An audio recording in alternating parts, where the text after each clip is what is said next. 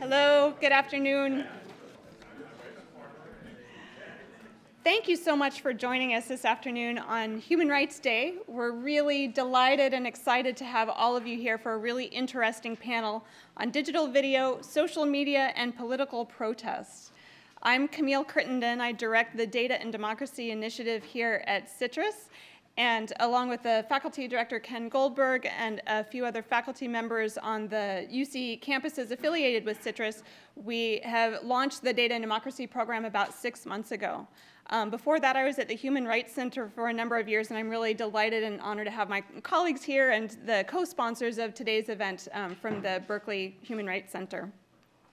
When we started thinking about this event several months ago, we wanted to have an occasion to show you some of the tools that we've been working on here at the Data and Democracy Initiative, and thought that Human Rights Day would be a really ideal occasion to present this. So we started thinking about other organizations that are working in this area, and I'm really honored to have the set of panelists here who are going to share their work with you this afternoon. I think you'll see a really well-rounded view of the innovations that are happening in the human rights area related to technology and video technology in particular. I want to thank our co-sponsors. We have a number of co-sponsors. I'm really gratified at their generosity in participating with us on this event today. They're all listed on the back of your program, but you'll see the Human Rights Center, as I mentioned, the Berkeley Center for New Media, the Graduate School of Journalism, the Henderson Center for Social Justice, the Townsend Center for the Humanities, and Department of Film and Media. Those are all campus organizations that we're really pleased to have engaging with us today. There's also the Center for Digital Storytelling, We the Data, Dissent Magazine, and Ustream, which is live streaming the event. So we're really pleased to have any remote viewers who are tuning in for the event this afternoon too. So just to give you a quick overview of how the afternoon is going to proceed, we have 5 panelists, as you'll see from your program, and we'll just ask them to come up and make about a 10-minute presentation, one after the next, and the others will be seated in the audience. When they're finished, I'll invite all of the panelists to come up for a moderated discussion. And so we'd love for them to talk amongst themselves a little bit about some of the questions and ideas that came out of the presentations that they saw. And then we'll also invite questions from the audience. So if you have an idea or a question, please write it down on the index card that you received when you came in. We're also using Twitter, the hashtag WeWitness. If you would like to send it via Twitter, we'll be monitoring that stream as well. And then at that time, I'll invite questions, and some of our friends and graduate students will pick up the cards, and we'll have a Q&A session at the end. So I am not going to intervene as the panelists come up to speak, but we'll just go in the order that they're listed in the program. So you'll see first we'll have Sam Gregory, who's the program director at Witness, and each of them will tell you a little bit about their organizations, but I'm really pleased that they're all here this afternoon. So Sam, and then Adam Stofsky from the New Media Advocacy Project, Rich Jones from OpenWatch, Tomoko Hosaka from Ustream, and then Ken Goldberg from the Data and Democracy Initiative. So please join me in welcoming Sam Gregory.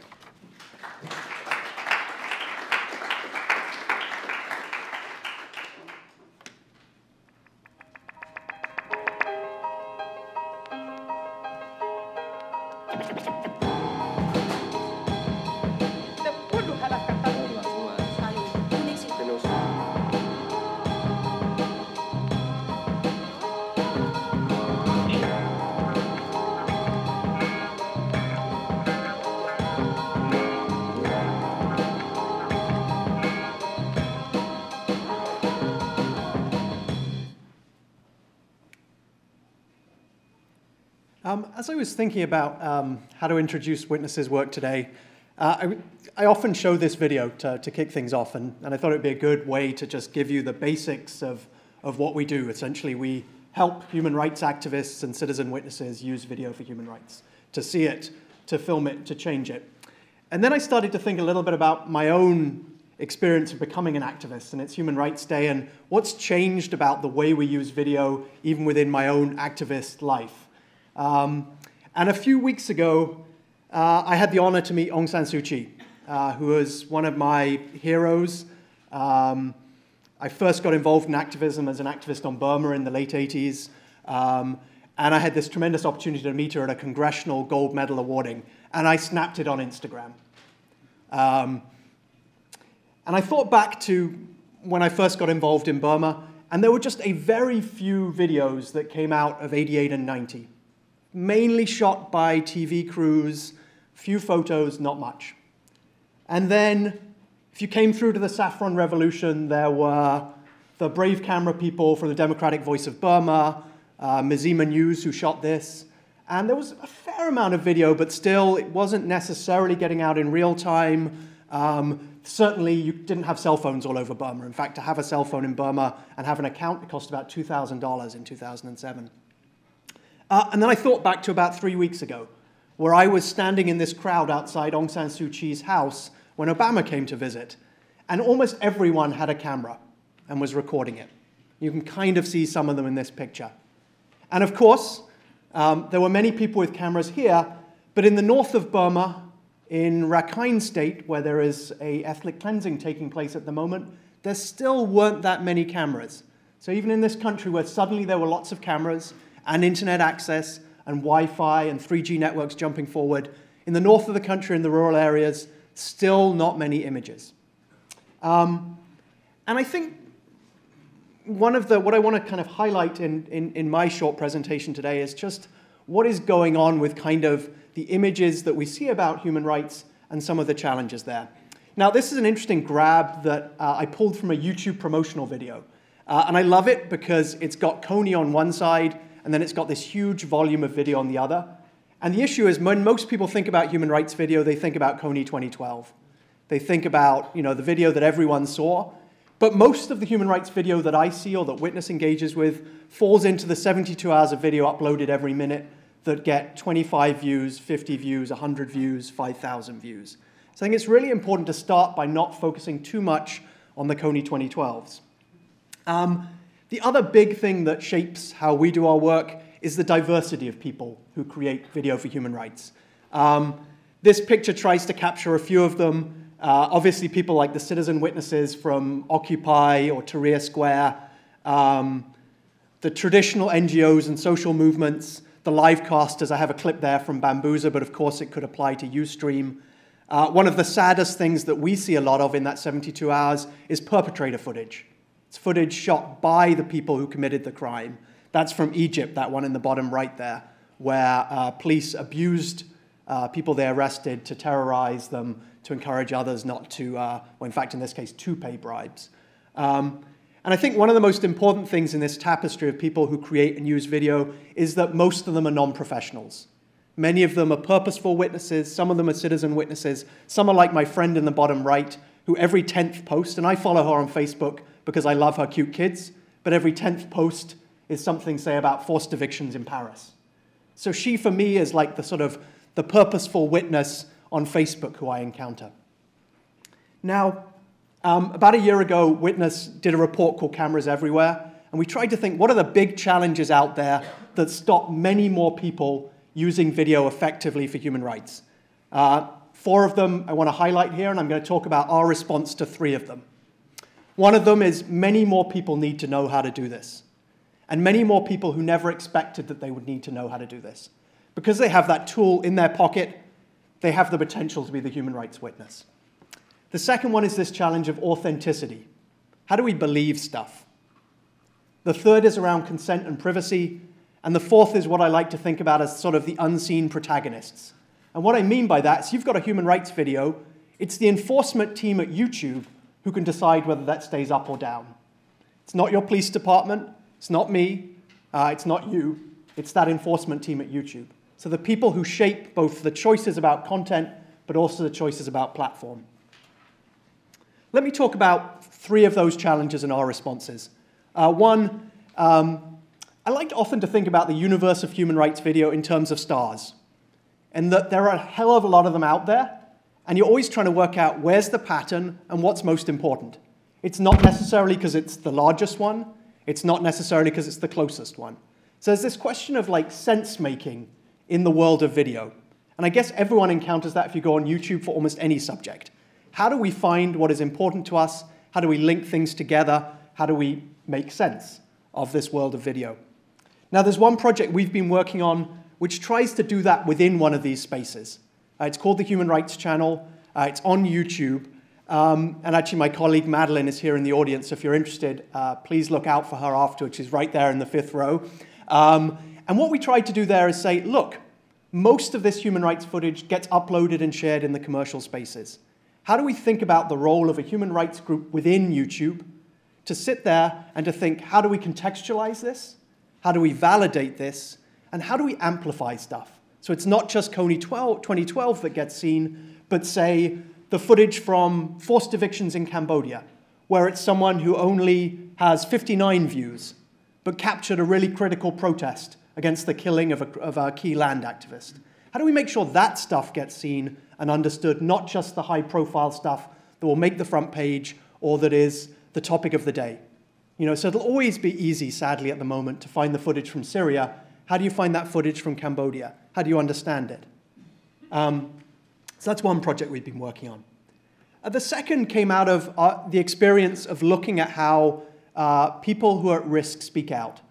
This is a young woman in Zimbabwe during the elections, the last elections in 2008, who was talking about political violence during the elections and sexual violence used against activists. And she spoke out very bravely, but to do that she needed to be anonymous. And one of the things that we've seen over the last few years is the challenge of anonymity in visual media. How do you make it much more accessible for people in high-risk situations to have options for anonymity? And the way we've approached this, and actually just to give another example of kind of to sort of visualize where this plays out in kind of the protest situation, this is from Iran in 2009, where the Iranian government actually put out pictures of people they'd identified on YouTube and Flickr and other spaces and said, can you help us identify them? Now, this was a bit of a publicity stunt, I think, by the Iranian government, but what's happened in Syria in the last year and a half is not. There, people in the Syrian security forces looked at YouTube, identified people at checkpoints the day afterwards, say, wait a second, we saw you in the protest yesterday. But the problem is most of those citizens in Syria are not familiar with how to hide their identity. They don't have the tools available. So one of the things we worked on was this tool called Obscuracam, which is a tool for concealing face and stripping out the metadata in videos. Because if you think about the way you're identified in a video, it could be because you're seen, but it's as likely to be also because of the data under the frame. And this has really come to light in the last few days. If people have been following the story of John McAfee, or McAfee, I can never work out which way it should be said, who was on the run in Guatemala, and Vice magazine took a photo of him and published it, and in the photo was the data of where he had been filmed or photographed. So they were able to work out where he was because in the photo was the data. Now, we build tools at Witness because we think they meet activist needs. We also build them to advocate to the commercial providers. So one of the things we also did was advocate to YouTube to build something into their platform. And I think this is really important from an activist stance, is you need to build your own tools, but you also need to advocate to the spaces where hundreds of millions of people will use it, including the people who will never go to a human rights training and may not even think of themselves as activists. And this has been a bit of a mind shift for me even. I came out of a world where we often built our own tools. We were very suspicious of the commercial spaces. And this sort of dynamic of how do we get YouTube or Twitter or Facebook to do something similar, I think is really important right now. And I would love to see Twitter and Facebook follow this lead. Third area I want to mention as I wrap up is the question of authentication. How do we trust pieces of video and get them used? This is a clip from Syria. On the Human Rights Channel, we've seen hundreds of clips from Syria, often showing the most horrible incidents, killings, extrajudicial killings, sexual violence, the aftermath of sexual violence. And the horrible thing is that many of those clips will not be usable in a court of law. They won't be trusted as evidence. They're challenged as news right now. And so I think one of the key challenges we need to face as a human rights community is how we help more people create media that can be trusted in the court of law and in news media. Let me just throw out one thing we've been working on around that, and this is a tool that tries to address 4 challenge points that we encounter in authenticating media. One is, do you know what tool it was made on? Do we know where it came from? Do we know where it was filmed? Do we know who else was nearby and what the context was? And do we know who's handled it, the chain of custody? Those are the 4 things that news media look at. They're like, who filmed this? Where do they film it? How do I know it hasn't been tampered with? And they're also the things that a court of law looks for. We've been looking at how you embed that data into an image, or into a photo, or into a video, in a way that is then encrypted and watermarked so that you can show whether it's been tampered with between the moment it was created. So sort of a visual demonstration of what that looks like actually with metadata. If you look at this image, which is from the Congo, showing child soldiers, it's actually a video that was used in evidence in the first trial at the International Criminal Court that just finished. You can see how you might embed data on where it was filmed, who was nearby, was there consent given, and then the security that encrypts it. And I think security is really important here because you want to give people the option to anonymize if they're not certain about safety, and to securely share data only with people they trust. And I think that's really important. It's about control. And underlying this is a type of way of approaching the metadata, the data within a video that tries to make it portable and trustworthy as evidence. So let me wrap up there. I'd love to talk more about it. I think there's a lot of overlap with my fellow panelists, and I'm really looking forward to hearing it. You can find me at any of these places. Thank you.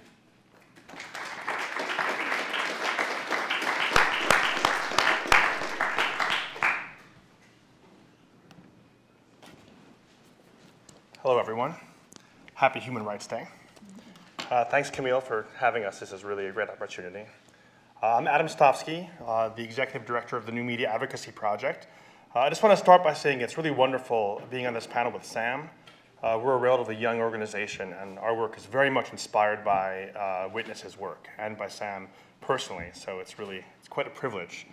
I am a lawyer, and our work at the New Media Advocacy Project is really based around how to take all this video and help lawyers and professional advocates use it and use it better. Because often the professional advocates really actually stink at using media. They are not very good at telling their clients' stories outside the formal legal structures they're used to working in.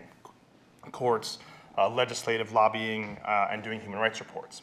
So I started doing this work actually as a public interest lawyer, or even as a law student, basically just working on human rights cases. I never wanted to be a documentary filmmaker or sort of make movies. So I went to Nigeria my first summer in law school to work on forced evictions, which is something we see a lot of, unfortunately. And I was charged with researching and writing a human rights report on a massive forced eviction that had happened. It would have been the 3rd human rights report written about this eviction, which had happened 12 years before, and nothing had really been done. There had been litigation going on in Nigerian court. Nothing had happened. And I brought a video camera with me. This was in 2002. So I brought this camera with me, and I sort of taught myself how to edit, thinking I was just going to kind of document my own experience as this young law student going to Lagos. But I ended up interviewing my clients just sort of for fun. And they were incredibly, incredibly powerful on camera. These are victims of this horrible forced eviction. And they were amazing on camera, and so I decided to interview more of them, and they were really good. So I thought, well, why don't we try something a little different here? Why don't we actually make a video of them and use it to pressure these government officials? And so we did that. And what made it kind of interesting is that we were very much thinking like lawyers. We weren't trying to make a beautiful documentary, and it definitely was not beautiful. But we were thinking about the 2 specific opponents, and what the political pressure points were, what they were worried about, what the legal standards were. So I went back to law school, my second year law school, made this video. I was editing on Final Cut Pro 2. This is how long ago that was. I don't know if there's any editors out there, but it was like a long time ago. And basically it was wildly successful. We really scared these government officials. They went to the settlement negotiating table, and we actually settled out a slice of the case. So I thought, all right, well, this is pretty interesting. Maybe lawyers could be doing this better as lawyers. So after law school, I went to go work at the Lawyers Committee for Civil Rights in DC, which does very traditional civil rights litigation. They write a lot of press releases, but don't do much media at all.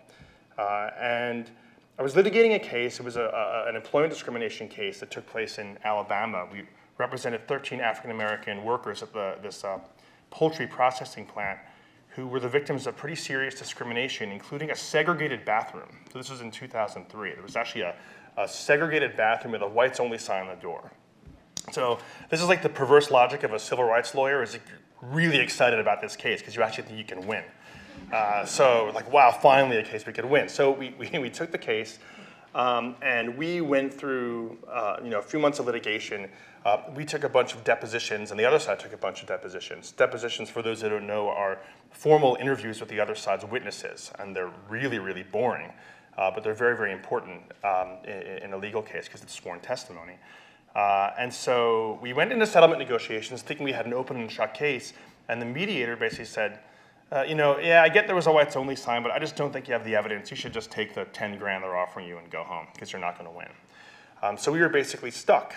So I took the videos, these horrible quality videos of the depositions, and I cut them into a short video that basically created my perfect trial. It was very much a lawyer's exercise, not a filmmaker's exercise, very much a lawyer's exercise, communicating with other lawyers. And so I made this, this video, it's basically showing how horrible their witnesses were. And I brought it into the mediation the next week, and the mediator saw it, completely changed his mind, and actually called the opponents while we were in the room and said, you've got to raise your offer. And then a week later, we settled for almost $1 million and pretty much everything else we'd asked for.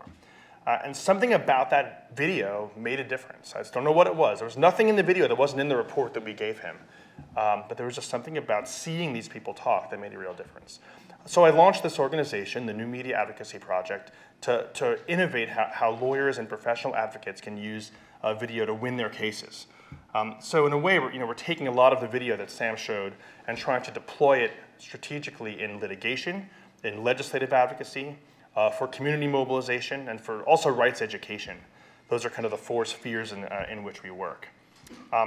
So I want to just jump in and share with you some cases we're working on now that are interesting, especially in the frame of political protest, which I thought was an interesting framing of this. We work on human rights, and I don't often think of it as political protest, even though a lot of what we work on actually is or related to political protest. So I'm going to kind of talk about the projects that we have that are most closely related to that. And the first one I think is particularly interesting because it also is very relevant to the stuff Sam was talking about in terms of authentication of evidence, which is something we'll be working on a lot more in the coming years. So we work a lot with InterRights, which is a very traditional international human rights litigation organization based in London. They do a lot of work in Europe and in Africa, and they're really a wonderful organization. And they came to us asking for help with a case that they are currently doing against Libya in connection with the protests that occurred last January, if you remember, in Benghazi, and the crackdown. And they didn't have enough witness statements to explain to the court just how horrible and violent this crackdown was. And so they wanted us to produce a video to show the court just how bad this was. The media had been completely excluded, so they had very little actual evidence. So we basically, we actually contacted lots of journalists, photojournalists, and we couldn't find any professional journalistic work. The media was pretty much completely excluded from Benghazi at the time.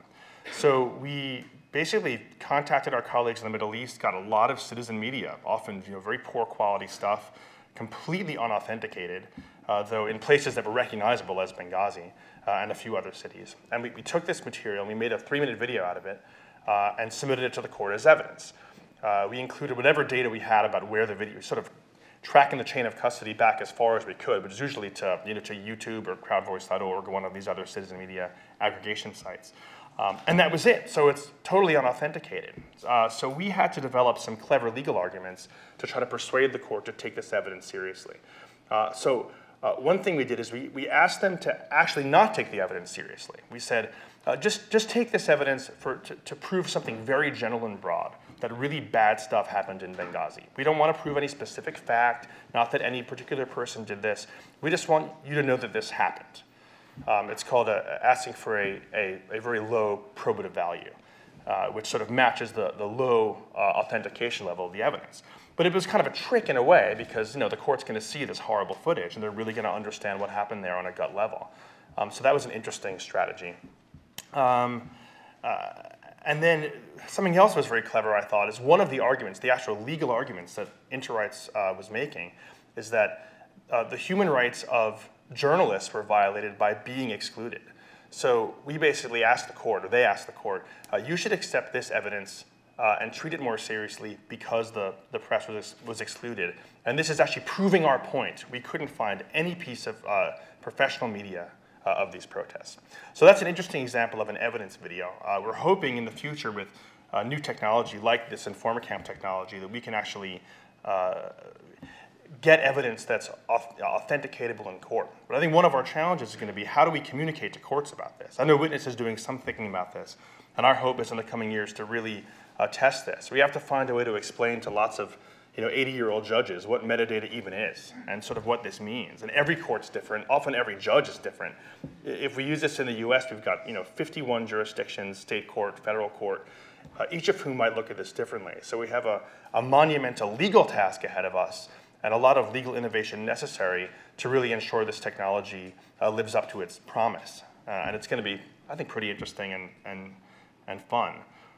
One of the challenges actually is it's going to take a long time to test this. We've been talking to some donors about this, and it could be a 5 to 7 year time window given the speed at which international courts work. So if anyone wants to give us a 7 to 10 year grant, that would be very, very welcome. So a couple other interesting examples of using video in a sort of context of political protest. How much time? Okay, so yeah, I'll tell the story really quickly. We were working in Haiti after the earthquake, and there were a huge number of legal challenges. And one of the key problems was that average Haitians were very much excluded from discussion. They were excluded from the UN discussions. They were excluded from really any communication with major aid organizations. It was very, very difficult. So our clients, basically Partners in Health, the Institute for Justice and Democracy in Haiti, and their Haitian partners brought a case to the Inter-American Commission on Human Rights. And we produced a piece of video evidence that basically supplemented a statistical report about the camps. And we really brought to life what was going on in the camps. And it just was 1 minute long, no ornamentation, and it really helped to achieve a pretty big victory. But even more interesting is we made a video on gender-based violence that really just featured testimony of women who had been raped in the camps. I mean, a really kind of stark, very simple video. And we gave it to a colleague who worked for a United States senator and basically showed the video to the senator, who then got very, very upset and convinced 16 other senators to write a letter to USAID to ask them to authorize more money for protection of women in the IDP camps in Haiti. So it was literally bringing the voices of these women into a legislative office, which they couldn't walk in there, but as lawyers, really as elites, we can access these places, these halls of power, and bring our clients' voices directly there, literally, often on just an iPad or a laptop. So I'll leave it at that. I'm happy to talk more and share with you some other cases and stories, and would love to hear your thoughts. Thank you.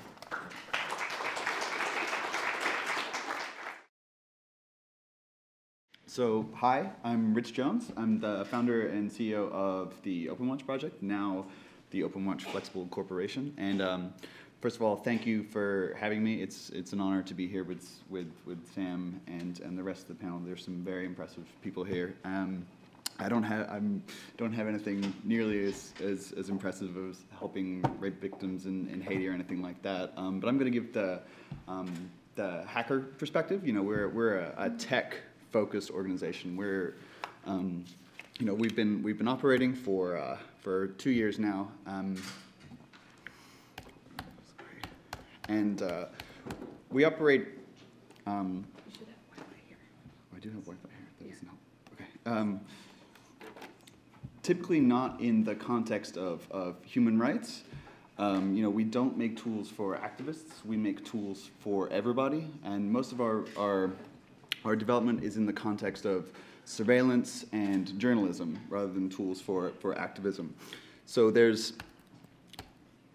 a notion that privacy is dead. It's something that you hear a lot these days. So privacy is dead, but that's not the problem. The problem is the distribution of power in terms of who has control over, their surveillance information. So right now, it's all in the hands of the state and the private entities who collaborate with the state to track you all the time. So if you have a cell phone on, you are being tracked. Even if it's off in your pocket, you're being watched. Your emails are being read by the NSA and your service provider and by Google, and it's all shared freely between, inside the United States, all the intelligence agencies here, and because of the Echelon Treaty, Five Eyes, real spooky James Bond sounding treaty, it's shared with the rest of the intelligence community all around the world. So that's not going to go away. You know, at this point, the cat is out of the bag, and states love this kind of surveillance information. There's not much as a, you know, there's a small activist community of technologists who work on encryption software and all that kind of thing. But there's nothing that we can do. You know, they have so many resources that as hackers working against these massive machines, there isn't much that we can do for the general public, unfortunately. So OpenWatch takes a different perspective on it. You know, rather than trying to protect the communications of everybody, we say, let's democratize the power of surveillance and change the balance of power in terms of who has control over the information.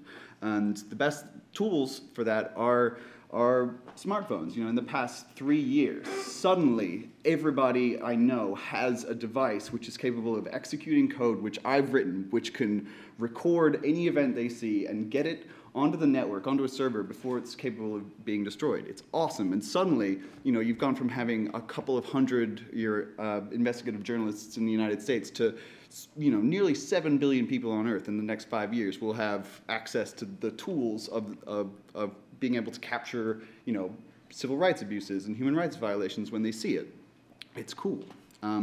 So I'll give you some quick background about the project. I was living in Boston, and I witnessed some pretty savage police beatings. I remember watching a woman get whacked with batons, and she was bleeding and crying, and one of my friends filmed it with his cell phone, and he was arrested for it. And I was thinking, you know, what can I do? I'm just a geek, I'm just a programmer. What can I do? So I wrote this app called Cop Recorder. You know, I wrote it in like an afternoon. I published it. It was pretty crappy. I look back on it, I'm like, what was I doing? But it got a whole bunch of downloads, and so clearly there was a need for this kind of tool. So we improved it. And we thought, like, you know, what can we do more? How can we expand what we're doing? And we formed the OpenWatch project, which took all of the information that was being recorded by the Cop Recorder app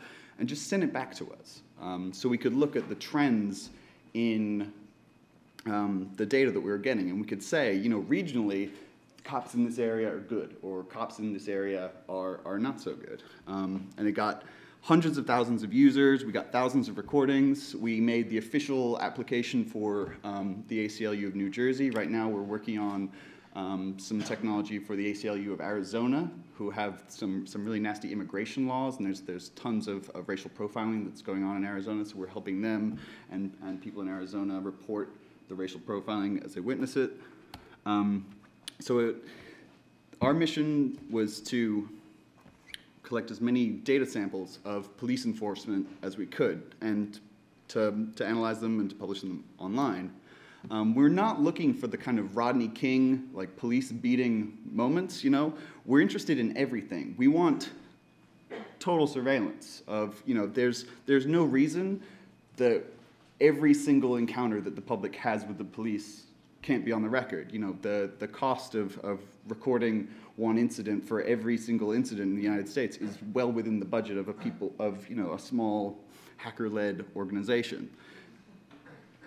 And we don't make tools that are just for activists. We make tools which are for everybody. Every single time you're interacting with somebody who has, you know, the ability to beat you up and take you to jail, you should record that, because if they abuse that power, you're really going to want proof of it. This is the first version of our application, things it could do: secretly record audio. You don't even need the app itself. You can even use a regular phone and dial into a number that we have, so you don't necessarily need a smartphone. You can make an audio recording into our network just over the regular PSTN phone network. This is the old version. We got some press. So this is a map. You can see, you know, some of the police encounters and where they are around. You can zoom in and see, you know, particularly in Southern California, there was a whole string of civil rights abuses at traffic stops. So they're like DUI checkpoints or border checkpoints. and cops were routinely getting people out of their cars and then searching their vehicles without a warrant. You could actually see it on, you know, in this one specific location coming off a highway where that was going on. So we operate in the context as a scientific citizen journalism project.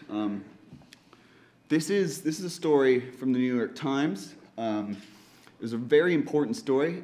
It broke the news about how the Obama administration decided who it was going to kill using drone strikes in the Middle East. And it was a great story. The problem with it is that it sucked. You know, it's really important, but there wasn't any useful information. There was nothing that you could do about it because it's entirely what they call access journalism. So there was nothing that was official on the record. It was just some guy at the New York Times whose job depends on, you know, his career depends on keeping these people happy while also exposing a tiny bit of information. And it creates this huge imbalance of power. And we don't like that at all. So we're a scientific citizen journalism project, and we focus entirely on documentary evidence that we've collected. And there's been a whole trend of scientific journalism projects recently, which is really exciting. So Cryptome, who have been publishing information about you know, the intelligence world for like a decade now. WikiLeaks is the most prominent one. Muckrock from the Boston Globe do Freedom of Information Act-based reporting. Mother Jones have kind of picked up on this recently. They published that Romney video and some secret audio of the Koch brothers. So we operate with that mentality that all full primary sources should be online. You know, when we operate in a digital space, we're not confined by the rules of a newspaper anymore. We can publish all the information that we get.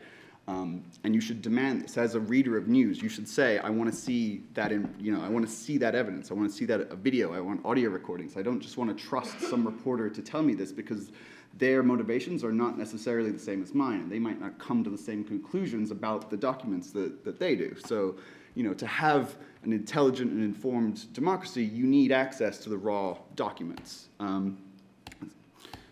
Skip all this. Sorry, this was something else I worked on. So, some issues with the technology. This is about the old. In the past 2 months, we've actually formed. We've gone from being an open source project to a real corporation. Now there's 4 of us working full time on building the next version of our tech. So these are some of the issues with the first iteration that we were trying to address. There's too much data, which is an awesome problem to have. We had thousands and thousands of recordings of the police. Yeah, sorry. Deniability and the verifiability of the data, which is something that Sam addressed as well.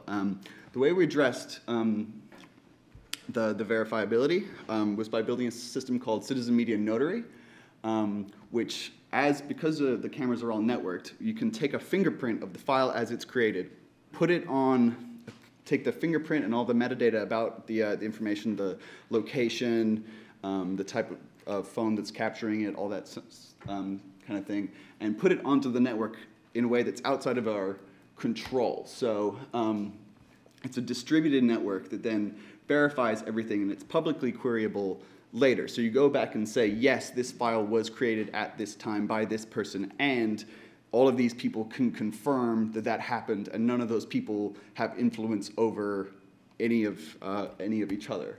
And it's all free and open source.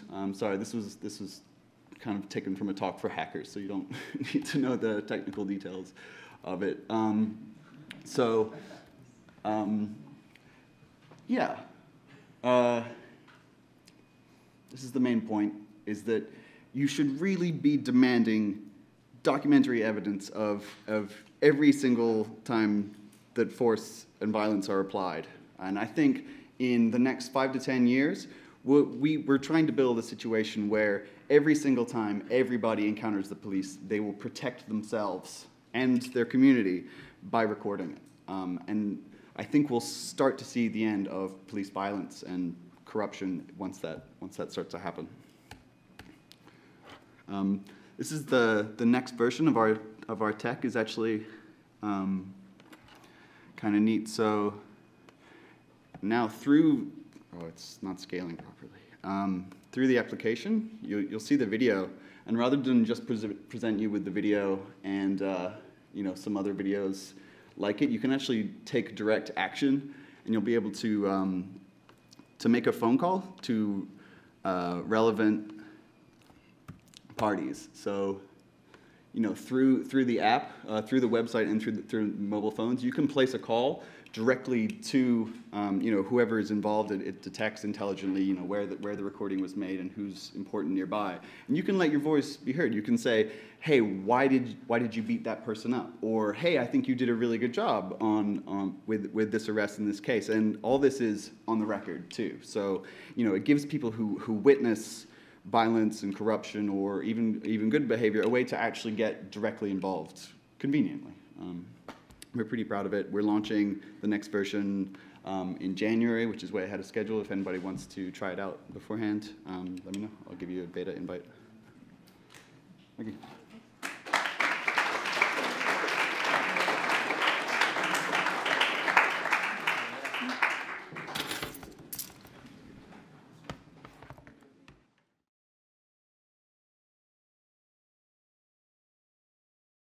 Thank you very much for having me. My name is Tomoko Hosaka. I am the News and Politics Manager at Ustream. And how many of you know Ustream, have heard of it, have watched it? Oh, good. Okay, excellent. Well, we are the world's largest live video platform. And we have about 150,000 broadcasters a month. And at any one time, we have 6,000 to 12,000 live streams. That's a lot of stuff. You know, we really believe in the power of live to tell stories. And I mean, this is kind of, you know, our philosophy. Anyone, anywhere can create, share, and interact with everyone, everywhere.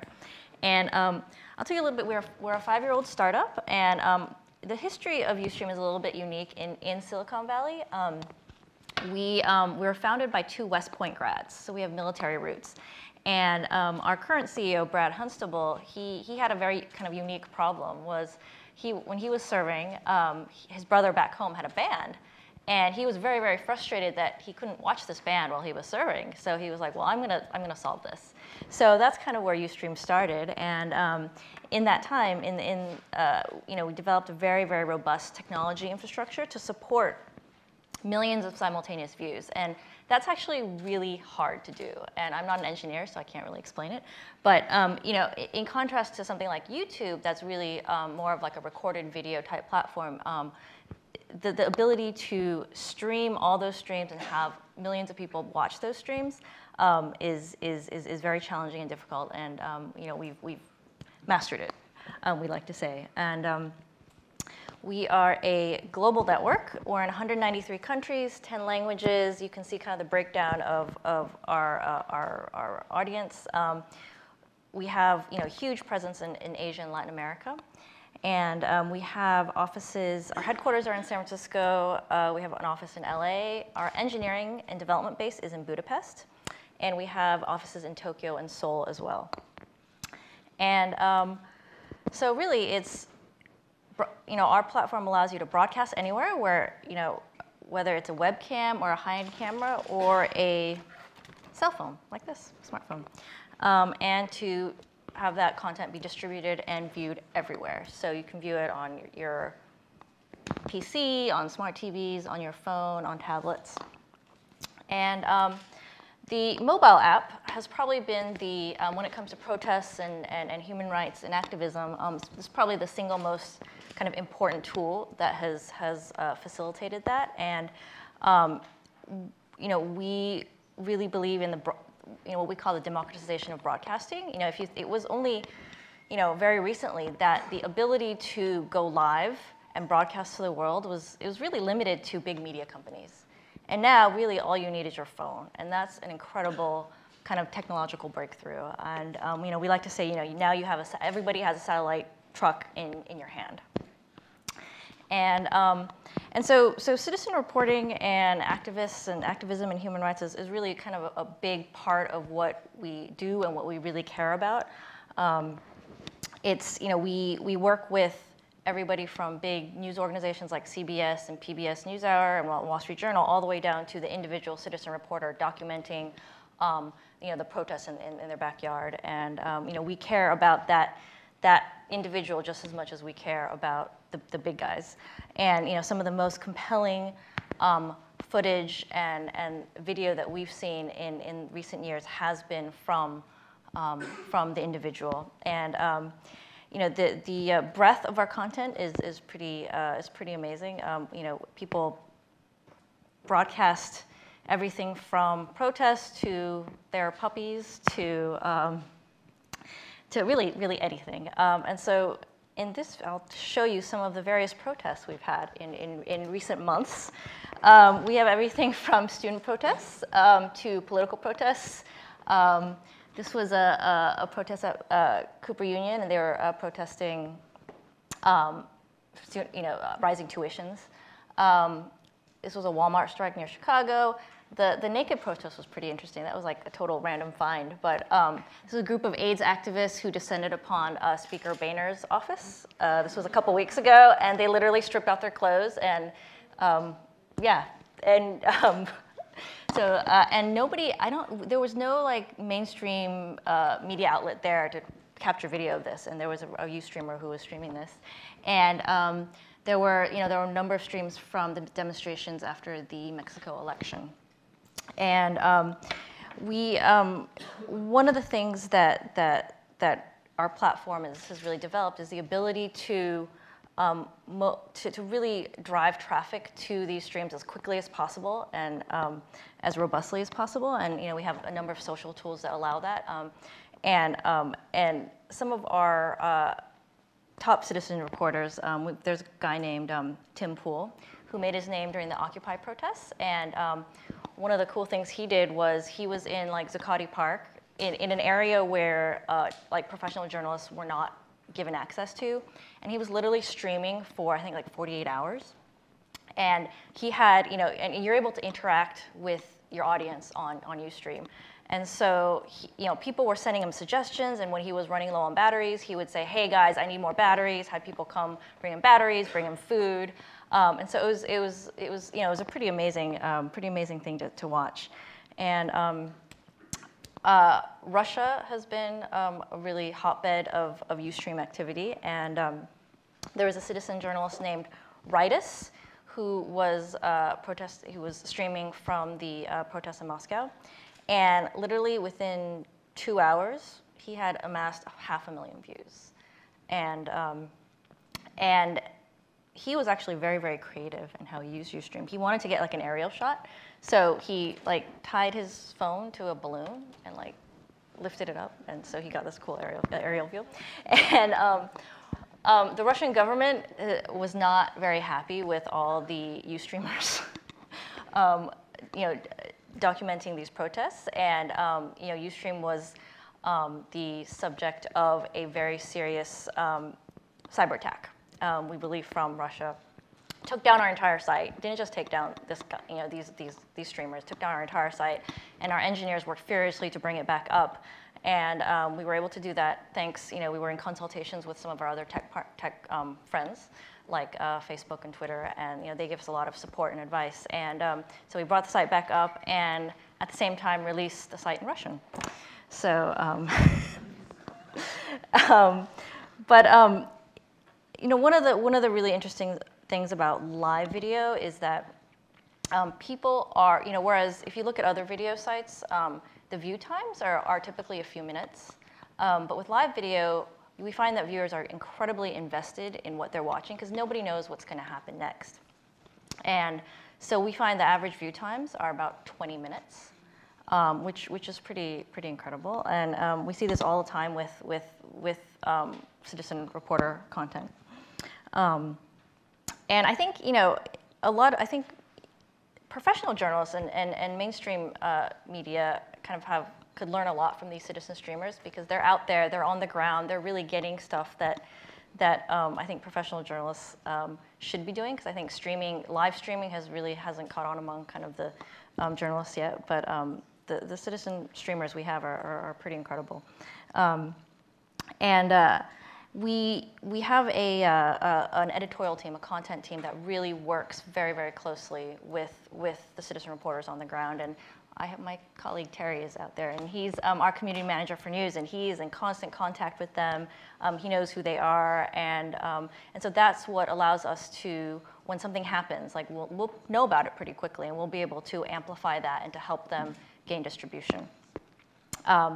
And one of the interesting things that we've seen lately is that some of the citizen reporters who kind of made a name for themselves documenting the Occupy protests have really been able to use Ustream to expand their repertoire. And now they're really acting like, they're working like journalists, documenting history, whether it's protests or storms. And Superstorm Sandy was a really good example of when we had both kind of professional content as well as folks on the ground. And this, I'll show you one video, but this guy who calls himself Occupied Air, he's a big kind of Occupy streamer, but he's been doing a lot of great stuff beyond Occupy. And I will show you a little video I'll give you a background to this. This was during the storm, and that's a screenshot on the right-hand side, but this is his apartment, and it was flooded. And so I will show you what he was able to shoot. But I'll preface this by saying that the language is a little bit harsh, so I apologize. And this is live, remember? So we're all watching this live, and we're all kind of freaking out. Baby, we're good. Hey, we got to get out of here. Oh, shit. Hey, get out of the water. Get on the stairs. Get upstairs now. Now. Sorry. Get upstairs now. Holy shit. Fucking mad smoke coming out of here. I have no idea what the fuck to unplug. Oh, shit. Holy shit. Go upstairs. Go. You see the water on Get the basement? upstairs And now. Like smoke is coming out. Now. Beverly, baby, I've got to cross this water. Baby, I have to cross the water without getting electrocuted. Please get upstairs. You're on a metal staircase. Fuck. Holy shit.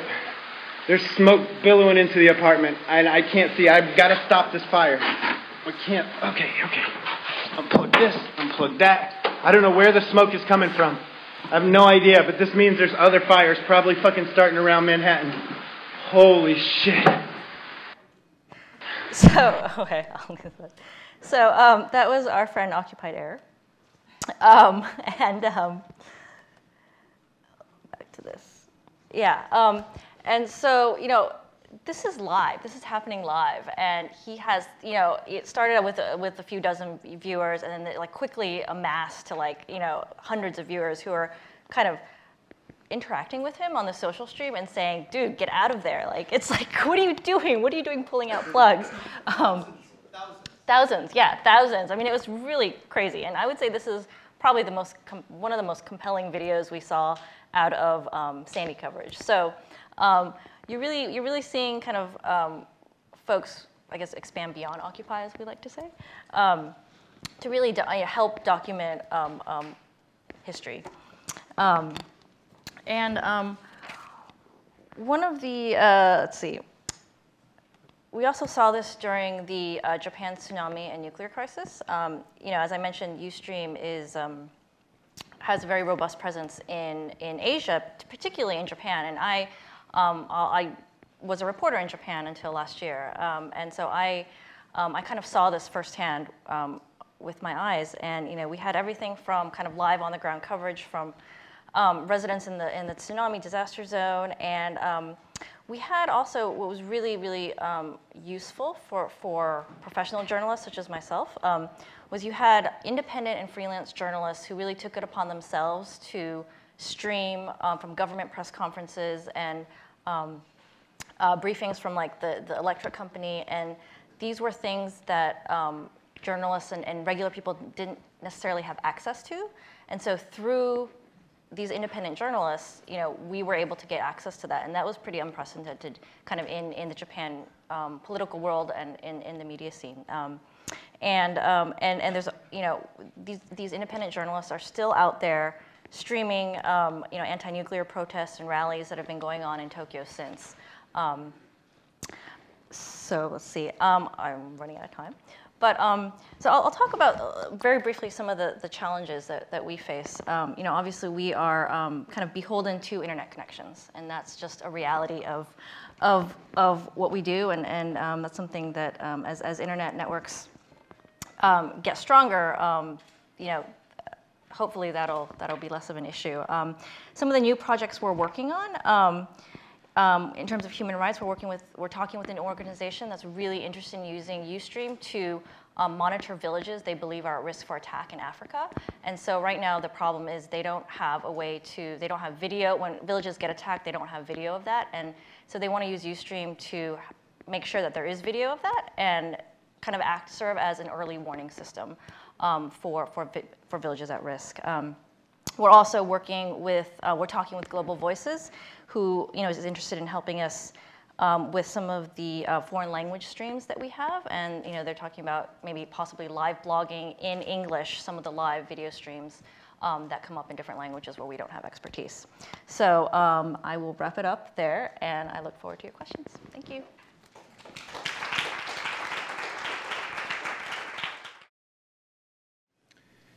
So I want to thank everyone for being here today. It is a great honor to have this tremendous group of co-panelists here, and I want to thank Camille for her leadership in putting this together, and especially bringing her legacy from the Human Rights Center to the Data and Democracy Initiative. And I'll just give you a couple quick slides on what this is. It's a new organization within CITRIS, which is the building we're in. And our tagline is that we're interested in creating tools. So we're interested primarily in the technology issues as well as the policy context for them for fostering public engagement. And we've been doing a couple different things, one of which is a system called Opinion Space, which is an interface that allows people to engage with the US State Department. So it's open. It basically is an open access tool that lets anybody come in and make suggestions on foreign policy. It's been running for about 3 years on the State Department's website. We also have a project on rapid mobilization of social networks that we just tested with the Proposition 30 initiative here in California. Not to say that we had an influence on it passing, but we did our small bit there.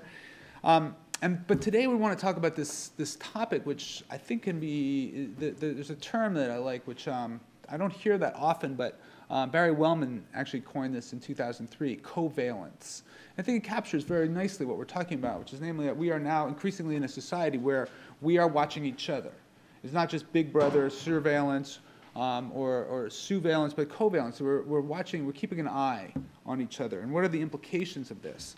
Now, this hit home very closely for us here at Berkeley last year when there were the protests on campuses, both here and at Davis. This is the famous shot from the pepper spraying incident. One thing to notice here is that this incident is highly documented. So there were lots of people taking photos of this. And within minutes, those photos appeared on a variety of different websites and repositories.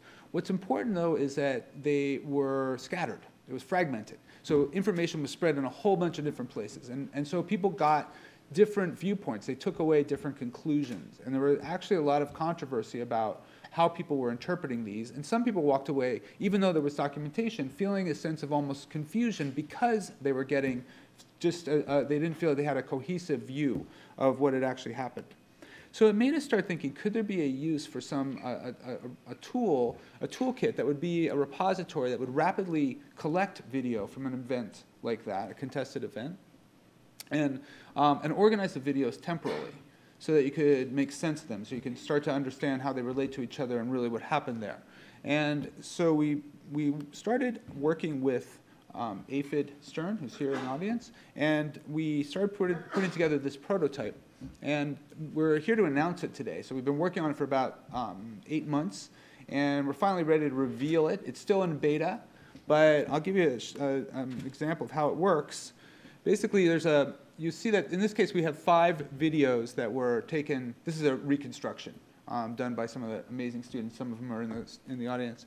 And it was, but 5 videos were taken. They were done by both iPhone and Android. And then they're uploaded. And they're arranged so they're each numbered 1 through 5 and color-coded. And as you see, the horizontal sweep moves across that basically indicates where you are on the common time frame for each of them. And then you can see that you can move markers around to indicate that there's a particular segment, temporal segment, that you're interested in studying. And so it will allow you to zero in.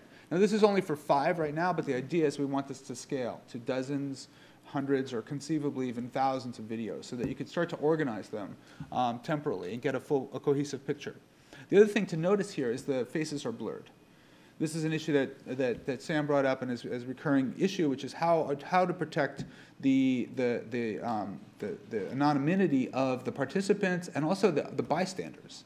Right? We don't have permission for them it's impossible essentially to get permission to display their videos, so we want to anonymize them. So we're using the YouTube tool that Sam alluded to earlier, which is actually a great benefit. It works very well, but it doesn't work perfectly. So one of the challenges is that we have to still manually go back in and manually fine-tune the results, because all you need is one frame where a face is revealed, and you obviously undermine the purpose. So the idea right now is that we'll take in videos, organize them temporally using the metadata that's built into your phone. It travels with your videos. Then we'll anonymize them using the tool, and then finally manually retouch it. And then we'll remove all the identifying data from them. And we'll store that for evidentiary purposes, but then we'll make it available on a website like this, so that anyone can come in, ideally within the hour of an event, and be able to see what's going on and analyze it and share information.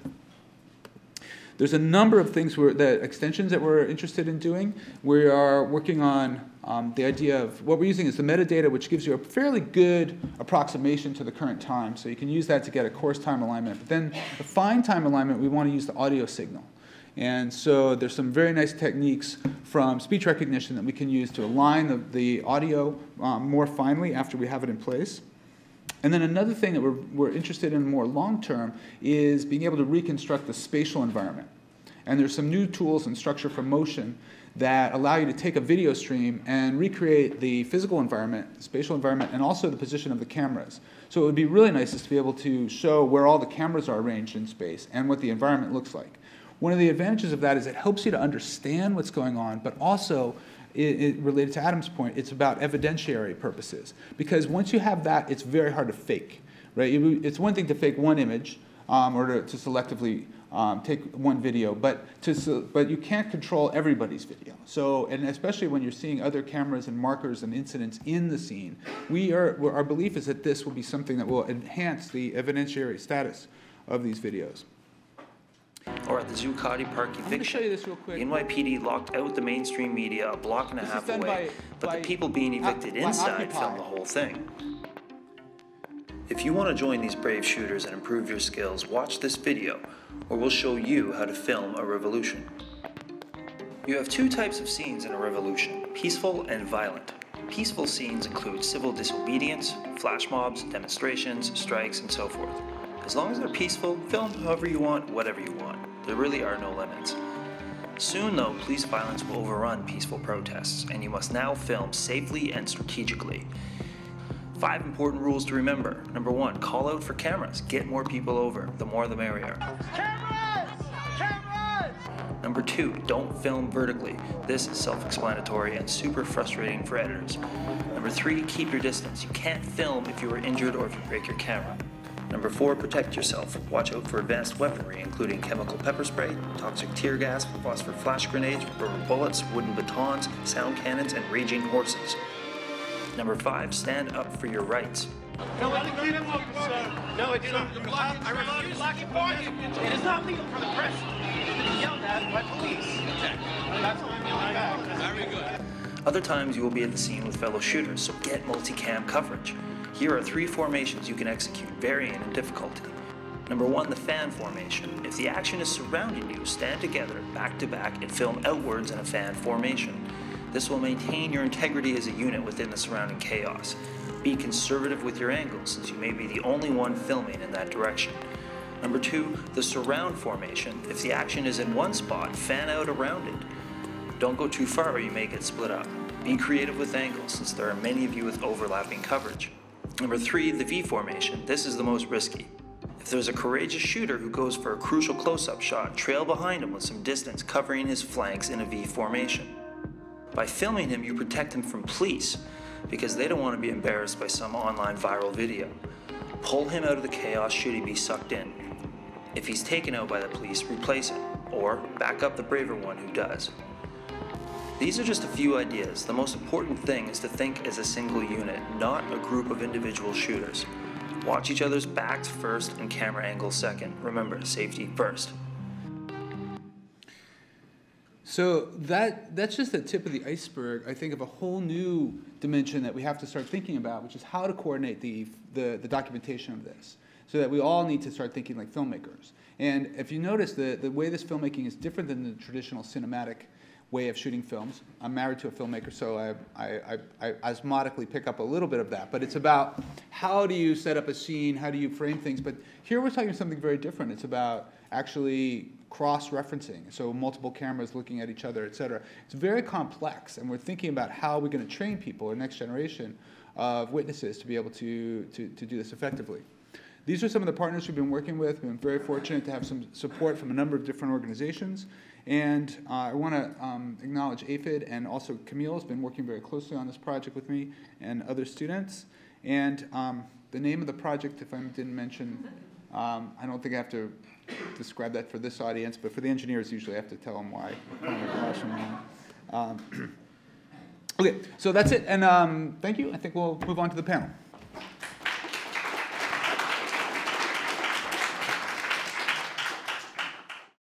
So before we get started, I just wondered if the panelists had comments or questions for each other. I thought you raised some really interesting kind of overlapping topics around privacy, and I liked what was Sam's term about the unseen protagonists in the corporations and such. I wondered if any of you wanted to take up those threads a little bit now before we address some questions from the audience. Make sure all your mics are turned on now, please. I have one for Rich. Yeah. So I really like these tools that you're developing, and I'm curious about the idea of, kind of alluding to the last point of coordinating multiple people to sort of correlate an incident. So, for example, when there's a police incident, is there a way to alert so that you can have multiple recordings somehow at the same time? Could those be used to sort of cross-validate each other? Well, we get the time information, and we get the GPS coordinates of everything that's sent in, so you'd be able to see really easily. Yeah, in the system that we've built now, you can see like spatially and temporally where have similar events occurred. So yeah.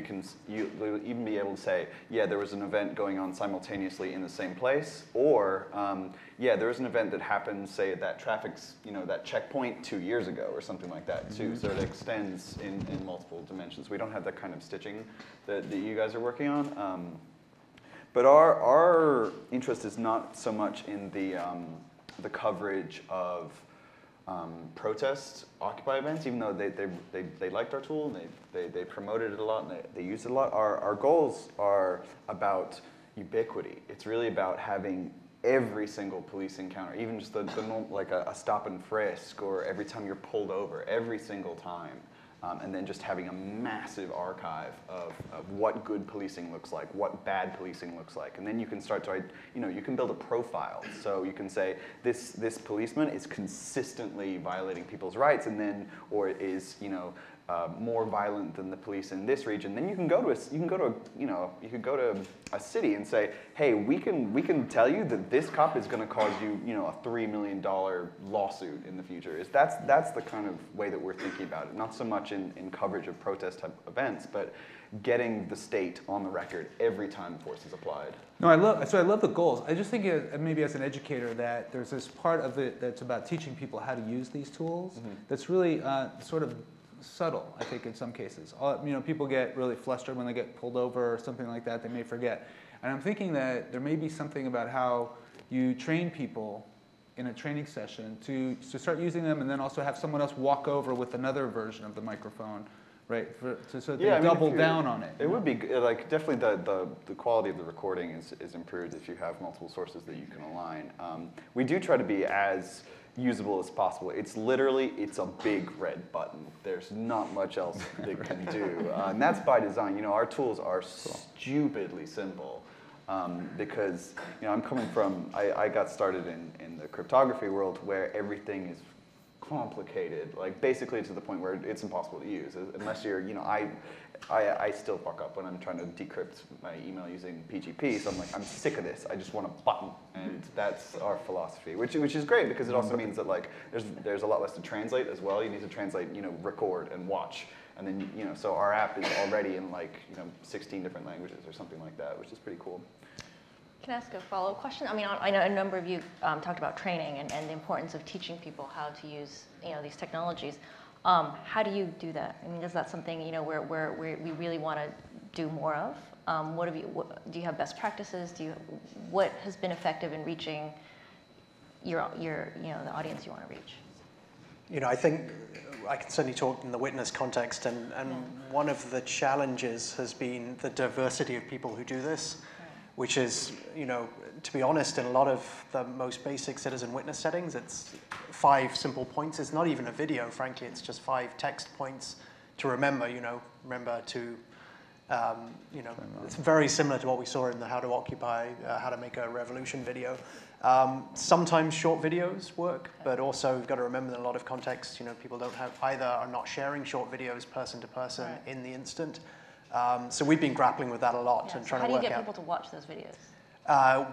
It's more a question is the video the right thing to get them to watch it rather than how do we get them to watch it. I think I found animation works well if you're making cross-cultural decisions because cultural specificity, it's very different if you're in Egypt versus Chile versus Korea, right, in terms of the context. And we did a lot of training materials coming out of Occupy, and when we showed them to activists from the Arab Spring context, they'd say, oh, this works really well, but, we want to see ourselves in it. And so, to the extent that which you get very simple on just text points, I actually think often that's the most thing. I think the other key, and this is what we're wrestling with, is how do you get people guidance when they need it? Right. And sort of the just-in-time delivery kind of side of it. Because in a month's time, there'll be protests in Bolivia or in the east of Russia, and how do people get that guidance? And I think they're the role of people like the Tim Pools of this world, the people who are kind of the nodes of activism. Is really important to share it out because they're the ones who can reach people and say, look, this is what you should do. So the trusted source trumps everything.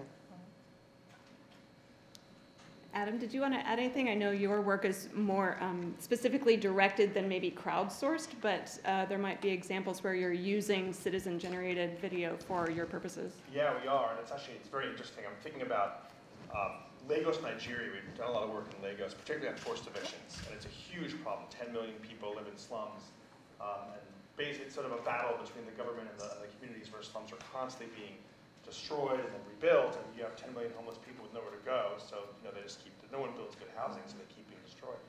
And I remember, so I was first there in 2002, and when I came back in 2008, everyone had cell phones, just very simple voice cell phones, and it radically transformed their ability to organize. It was just incredible.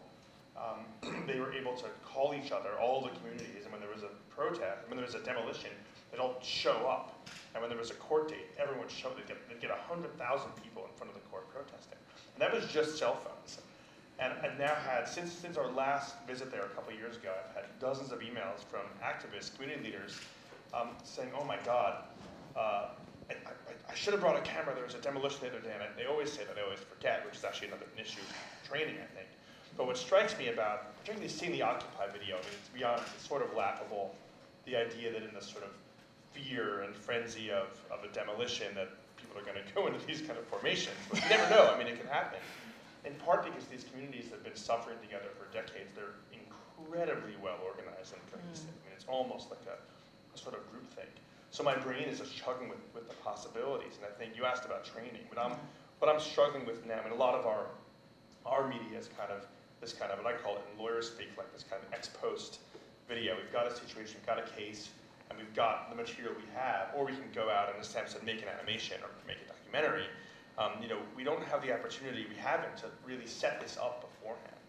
And I have to say, I have my doubts as to how effective it's going to be in the near term. I mean, there's a lot of work to be done with training and getting this technology into people's hands, particularly in the developing world, which is, I know it's very different from what OpenWatch is doing, but it's very, very relevant. not in terms of surveillance and police brutality, but things like sort of housing and demolitions and other issues. So I'm actually struggling with how we're gonna do that, and I think it's a big open question. So if we're talking about training, I'll play the devil's advocate.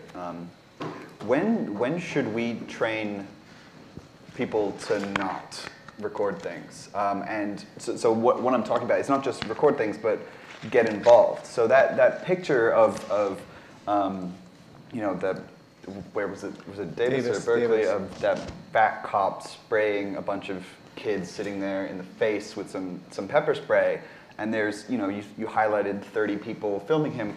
There's not a single person trying to stop him, you know. And I'm wondering, there's I don't remember if it's Guy Debord or somebody like that, like the media-oriented life will be a mediated one. Mm-hmm. So if you're talking about violence and you've trained everybody to be like, whoa, watch out, I've got you on camera. When do you say, get involved instead, put the camera down and actually, like, is it actually good that we're encouraging people to simply record things rather than become involved in violence when they see it? Like the New York subway situation. Right, exactly, yeah, exactly. But I mean, and it's pretty common when I watch, like, so the video that you showed, there's a guy who's like, get upstairs, honey, there's a fire and you might get electrocuted and we're all gonna die. How many tweets do I have? You know, it's like, what are you doing, dude? Put the camera down. And go that's exactly upstairs. what people were telling him. That's exactly what people were telling him. And like we're kind of just blindly diving into like, yeah, rather than thinking like, how can we address these issues in a serious way? I'll defend him. I mean, he believes very passionately in his role as a reporter and a journalist and documenting, you know, what he sees. So at that point, he's really, he's very committed. Actually, I'll jump in for a second. I think to defend the students sort of filming the you know, the pepper spray, we can't expect in our society, we can't expect people to jump in and prevent a cop from doing something. It's, you know, there's a lot of complexities with that. Obviously, I'd love to see someone. Right, but I get that, but that's kind of based in like fear of repercussions from the law or violence yourself. And at some point, you know, maybe it's not that situation, but there has to be some point in one of these places that we're talking about where people just recording won't be enough, and we'll have, you know, and you're talking about these organizational tools. And if you get 1,000 people to organize in a spot and they're all just filming it, that's not as powerful as if 1,000 people all organize and actually prevent an eviction. You know? Yeah, but it's not happening. And I think it's context specific. So all the video coming out of Syria, people are clearly in the middle of organizing to do something, and the video comes alongside it. So I don't know if that's too much of a worry. I think, you know, people are adding something next to what they do already. And then, you know, in Syria, would you step in front of the guy who's shooting at people? No, that would be a bad decision there, you see. And so in each setting, I trust people to make good decisions because they understand where they're at. Yeah, right, but we have to consider that in our training, at least is the point that I'm making, is that, you know, it's not, and maybe the situation in Syria would be different if the ubiquity of phones was different. I mean, so, you know, I've gone to the Occupy protests or whatever, and you see, or other events, and now it's everybody, because it's everybody with a smartphone, and they all do it. Like, it stopped where there's more people, you know, participating by filming than there are actually being, you know, involved in the protest. And I'm wondering, like, I can't imagine that's going to reverse. There's going to be a point where that's everywhere. Yeah, and my hope, and the reason why I'm optimistic about this is actually has to do with the legal side of things. My hope is that this stuff is going to have more legal bite soon. This is what our work is about. That, you know, the cops seeing these cameras isn't going to be blasé about it. That's actually going to be a real tool. Yeah, no, I hope so. I do agree. That's why bum rushing the cop. It should be. I mean, I'll tell you one of our favorite stories at Ustream.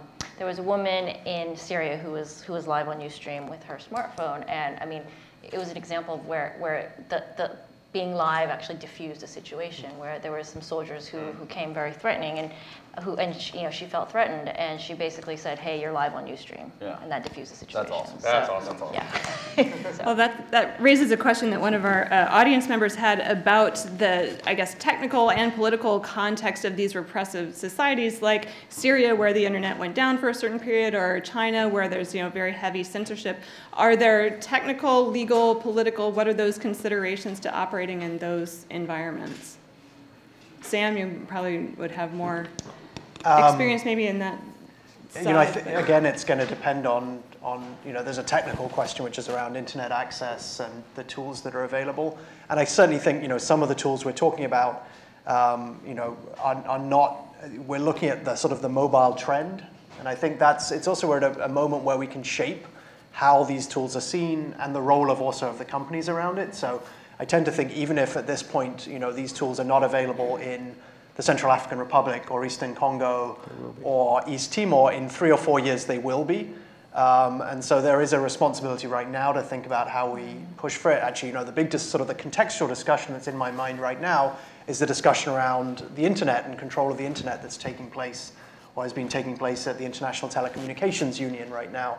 You know, and I think those kinds of discussions are ones where we need to be really wary of how, you know, the structure of how this is administered is being influenced by the Russias and the Chinas and the Saudi Arabias of this world.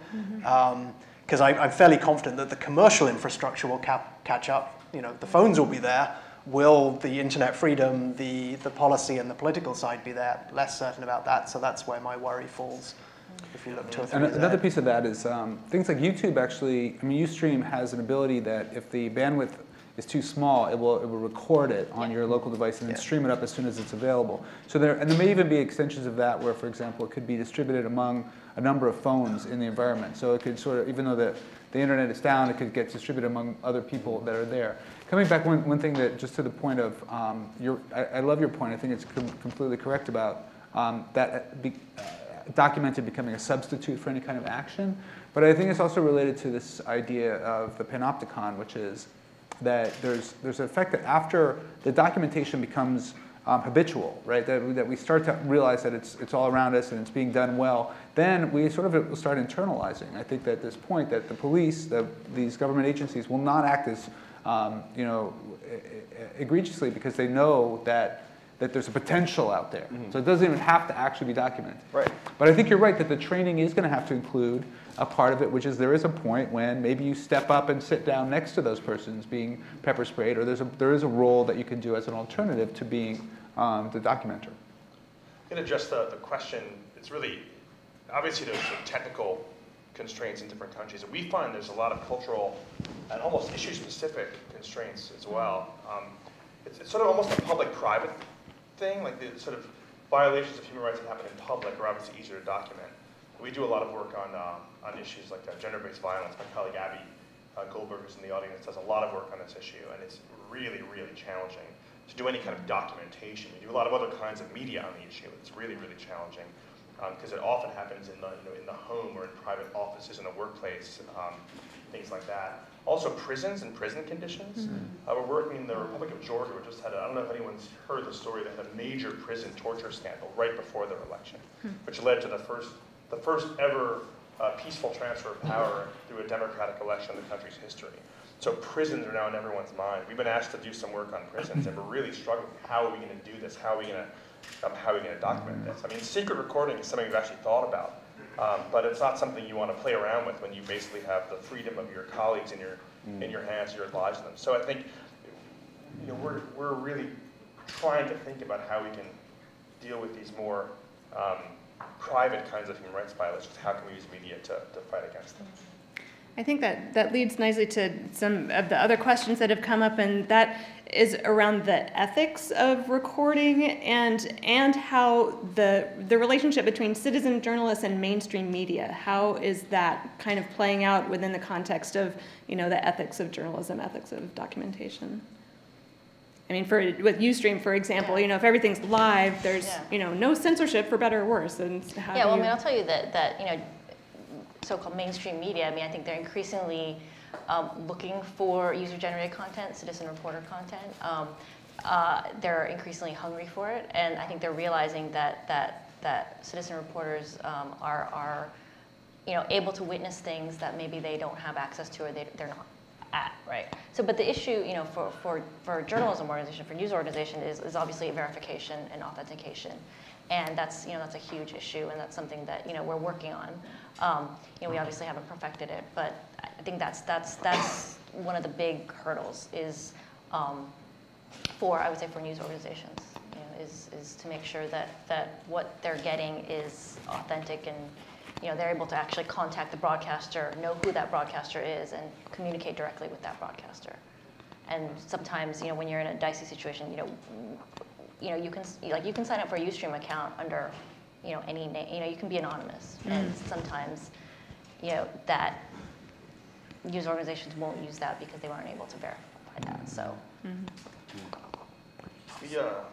We face some interesting challenges of legal ethics. I'm not sure if this is exactly what the question was about, but it's kind of interesting that all this video can actually pose a real danger to our clients who are victims of human rights violations and litigation, because there's certain laws that protect certain kinds of communications, like the attorney-client privilege.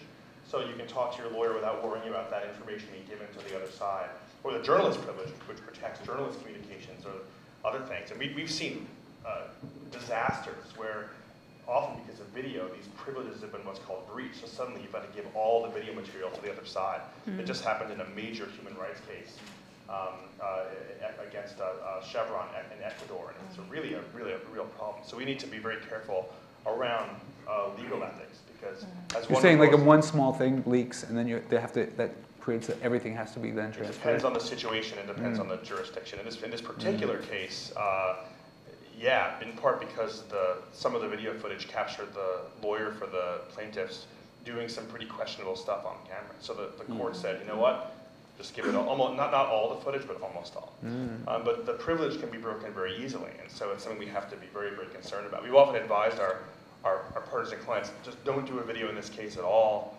Stay away from it to avoid that. I mean, this is really only an issue in litigation, but it can be quite serious.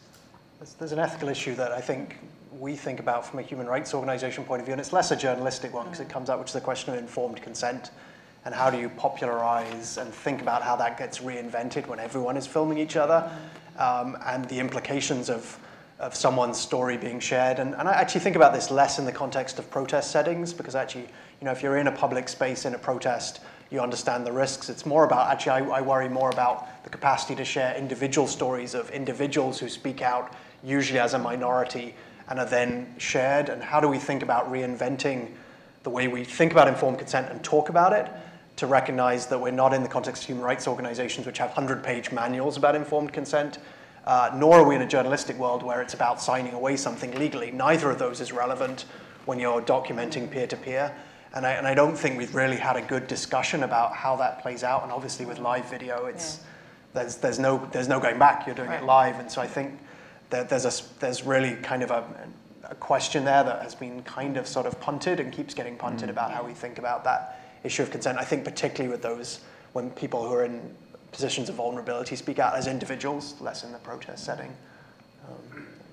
Security is kind of the ultimate ethics issue for us in a way. We're not security professionals, but we're in a position often to place people in quite a bit of danger. So I think that's in a way our biggest and most challenging ethical issue. And do you find that those issues are being addressed now in law school? Do you think lawyers are? No, not really. We're actually launching we're trying to launch some partnerships with law school clinical programs, in part to actually do research and explore these ideas. But not. I mean, probably in some places, but definitely not broadly. I mean, that sort of leads me to the question that was addressed a little bit before about, so we have a pretty highly specialized group here, and even in the audience, it's people who are really interested either in human rights or in the particular technology.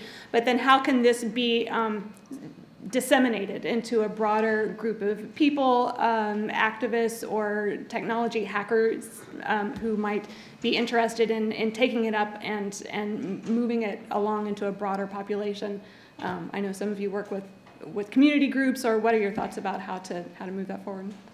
I think one strategy, and I think this is if you only think about the human rights scenario, and I think Rich, you were saying this, like, don't build tools for activists, build it for everybody, because often the activists are kind of the canary in the coal mine, but we are the 0.1%, in the sense that 99.9% of people are not envisioning themselves here. So when I think about tools like InformaCam, the tool we're using, I think about how that's useful to make an insurance claim or to document a tornado in Alabama or something like that, because those are much more likely to be close to individuals than thinking of it in terms of, I'm going to see a war crime.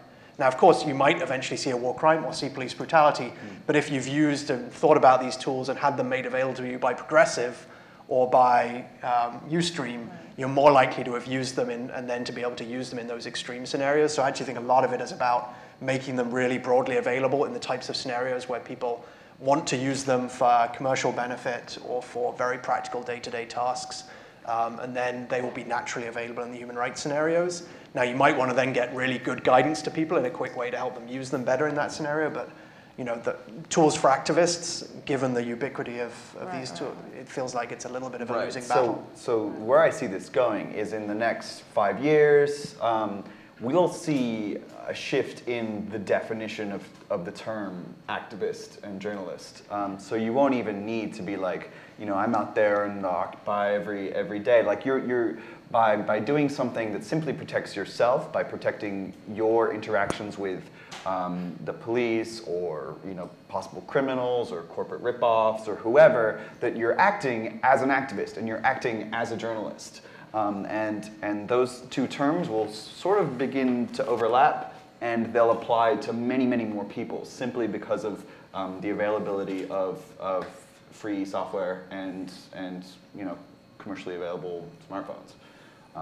And it's inevitable. There's no way that this won't happen, in fact. Just, if you look at the trends of the things that are available. And it's good, it's necessary as a counterpoint, because while we're talking about this, the surveillance abilities of not just Western countries, but of second and third world countries is accelerating at an even greater rate. And using technologies which are produced in San Francisco. So we are active, there's a surveillance industry in this country, and our customers are overseas. So it has to happen as the counterpoint to the kind of pervasive surveillance that we're going to see a hell of a lot more of in the next few years. Yeah. I mean, one of the things we talk about a lot at Ustream is, just getting people using the tool, and not necessarily for, to document any violence or conflict, even if it's just the rainstorm or your puppies or whatever. I mean, I think it's those steps that I think can get more people documenting some of the more serious stuff, because if they're used to the platform, if they understand the tool, and they've used it to shoot their kids' soccer game, then that makes it more likely. This can get kind of violent too. I mean, exactly. So I think it's opening people's eyes to the fact that this tool can be used really for anything. And conversely, that creates a signal-to-noise problem, which is something that we found very early on in our project. Is that for every interesting recording, there's 100 puppies or dicks mostly, unfortunately, and it's like there's no way that we're a small organization. There's no way that we can go through literally tens of thousands of recordings. So. One of the goals, the things that we've been working on recently are using artificial intelligence techniques to identify, what is interesting, relevant content, what's trending, and things like that. So it's a real challenge for groups like us, because I think it's a great way to get people to think about, record everything, but at the same time, now everything's recording. How do we use this? Yeah, I mean it's a constant challenge for us. We have a team of editors, we have analytic tools, and we have content monitors 24/7 that help us identify the most relevant, the most interesting streams on the platform. See, we have the luxury of, in many cases, being in control of the media we produce. So I think in a way, we're trying to make, as a sort of secondary goal of our work, is to actually make human rights more accessible and interesting by making just really, really good videos. And we're doing more animation now, sandwich animation. It's wonderful for a lot of reasons. But we're trying to sort of, in this weird way, make human rights kind of more fun and interesting, to get people focused on and make it relevant to them. I think for a long time the field became very kind of rarefied and sort of too legal, actually. And actually, Witness is one of the first organizations to really break that mold. And we're trying to just sort of do more. So we're actually almost more focused on making human rights itself more accessible than the actual media tools.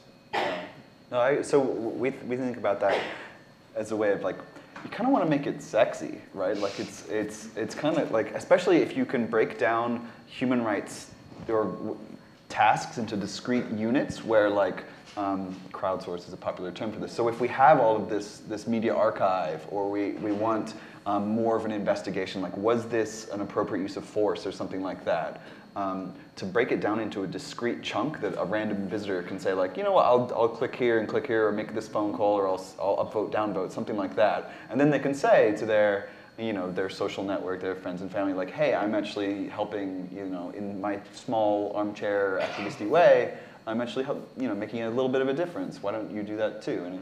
And so that's what we're hoping will be an incentive for people to kind of engage in a little way. So there's that aspect of it. I like that, where you can help look at material that's already been gathered.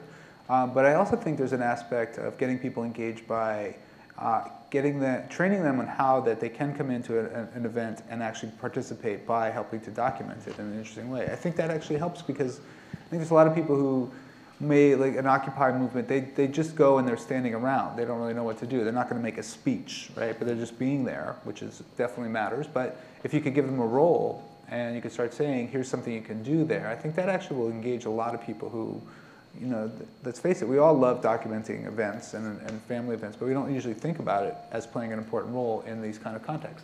So I think actually I'm more and more thinking that the training is really interesting, because it actually changes the way you start thinking about these things, rather than just as in a sense, it's not just a spectator, really, because you're not just passive, you're actively interacting with everybody and as you're documenting it. So I think there's some hope there for something good. It's really it's an interesting point, because we actually kind of stopped doing training. We do a little bit, but not very much, because we found it, at least with our work, not very effective. What we started doing was just making when we produce media, when we sort of produce our own media, we basically make that the training.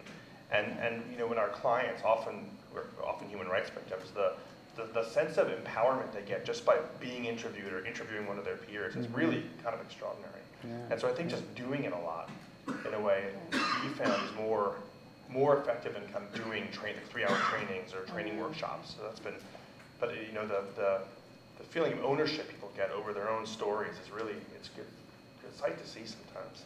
Yeah, I mean, we've been really amazed at the creativity that some of our broadcasters have showed in documenting what they're seeing.